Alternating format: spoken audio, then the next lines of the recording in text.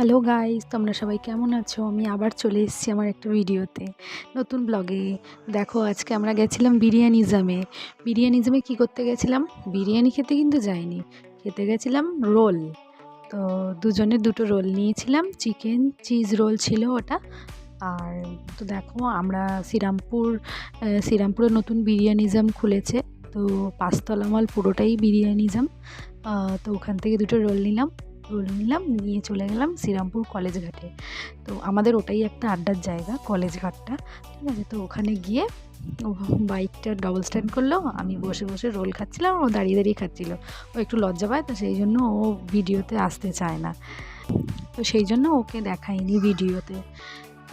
তো তোমরা দেখো, আমি রোল খাচ্ছি, বাট জায়গাটা খুব অন্ধকার, জানি তোমরা অত ভালোভাবে বুঝতে পারবে না, বাট কী করবো, এটাই দেখো, একটু ম্যানেজ করে নাও গাইজ।